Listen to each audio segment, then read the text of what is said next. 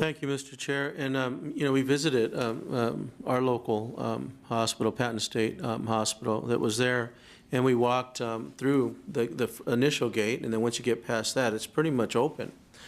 We walked in the area where all patients were at, and there was a line that was painted on the side of the road that said, patients stay on that side, and we could walk in between. That's how close and secure it is for the employees that are there.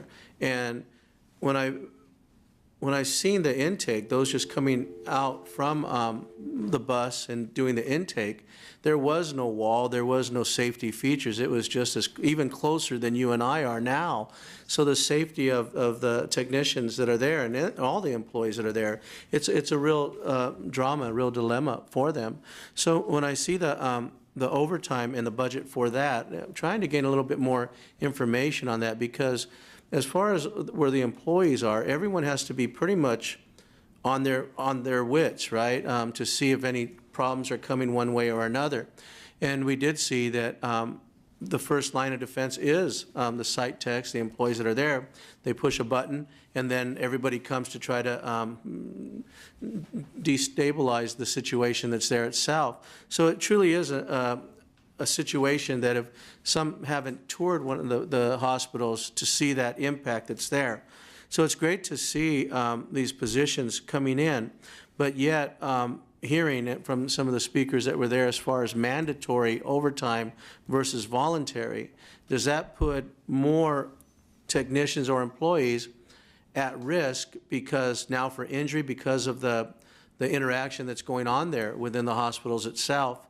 And how do you be able to start to address that? And I know in issue 5 we talk a little bit more about retention and recruitment and those types of deals, but if we're starting to now address the issue that's in front of the workforce within the hospitals that are there, could those simple discussions starting now start to look at the retention down the road that we're going to see in the next issue, in issue 5, of how we're retaining those individuals there? And I think looking at the dedicated medication rooms, those are great, because when we were there, we seen the medication room, and I think being able to have that as your first point of contact, be proactive, keeping those meds moving through the hospital serves as a line of defense, but to then count them as resources that's there in case something happens and someone does push that button, and to say they're responding, they have to keep an eye on that room that's there. So I think looking at and seeing the budget for overtime, I'd like to learn a little bit more about that. And is it truly voluntary or involuntary mandatory overtime that's coming there? And if that's the case, does that put the individuals in some type of harm's way because their wits and things like that need to still be intact when you're dealing that close to a population? So looking at the overtime that's assumed in the proposal, and correct me if I'm wrong, might misstate this, it assumes at a 95% vacancy rate that each nurse would work, I think it's 13.8 average of 13.8 hours of overtime per month. So that's two shifts per overtime per month per nurse is what's assumed in the proposal. So with that assumed in the proposal, is those hours that now are to that position based on mandatory overtime or voluntary, that something's worked out ahead of time? We heard speakers talk about employees that then have to be able to provide for their lunch, for a family, for certain things that are going on. So are they able to plan those out, or is it something that happens the same day? Yeah, certainly.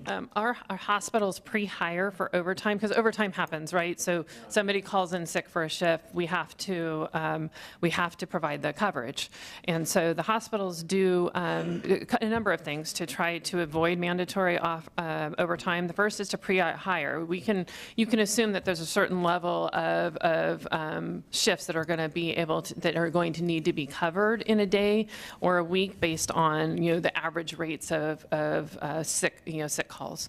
And so they do pre-hire overtime. We also maintain a temporary help pool and a registry staff to also help fill those positions. So we do try to do as much through voluntary overtime as possible, but when we get into particularly around areas of holidays, or if there's a significant event going on in the community, like the Mid-State Fair gives us a little bit of challenge, those types of time frames, we do find ourselves often in mandatory overtime situations. So this proposal does provide additional staff in which we'll be able to, spread those overtime hours across as well. So there'll be more nurses available to work overtime shifts. The reason I bring it up is because, one, I think it's a different atmosphere being there, that it's a high-risk area, high-risk job. Those things do happen. When I toured Patton State Hospital, I've seen all these things that we're talking about, and probably some more. But within 2 weeks when I toured it, a psych tech was attacked. So those are the reasons why I'm saying that the safety of those employees is something that we should take into our discussion when we're talking about overtime, whether it's voluntary or mandatory, is because of the things that we've seen firsthand.